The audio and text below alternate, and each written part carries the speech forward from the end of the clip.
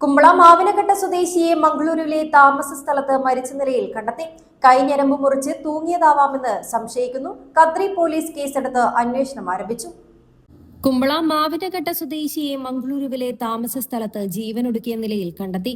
മാവിനക്കട്ട വാഴവളപ്പിലെ ഉദയൻ പുഷ്പ ദമ്പതികളുടെ മകൻ റോഷനാണ് മരിച്ചത്. കഴിഞ്ഞ ദിവസം രാത്രിയിലാണ് സംഭവം. കദ്രി ശിവസാഗർ അപ്പാർട്ട്മെന്റിലെ മുറിയിലാണ് മൃതദേഹം കാണപ്പെട്ടത്. കൈഞ്ഞരമ്പ് മുറിച്ച ശേഷമാണ് തൂങ്ങിയതെന്ന് സംശയിക്കുന്നു. മുറിയിൽ ചോരപ്പാടുകളുമുണ്ട്. ഒരു കൂൾബാറിലെ ജീവനക്കാരനായി ജോലി ചെയ്തു വരികയായിരുന്നു റോഷൻ. ഒരാഴ്ച മുമ്പാണ് നാട്ടിലെത്തി തിരികെ പോയതെന്ന് ബന്ധുക്കൾ പറഞ്ഞു. ജീവനൊടുക്കാനുണ്ടായ കാരണം എന്താണെന്ന് വ്യക്തമല്ല.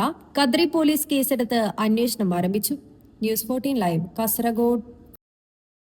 Kasaragod district cooperative hospital Kumbla 24 മണിക്കൂറും പ്രവർത്തിക്കുന്ന casualty, pharmacy, ICU, NICU, laboratory, digital x-ray, ultrasound scanning, ventilator, labour theatre തുടങ്ങിയ അത്യാധുനിക സൗകര്യങ്ങളോടെ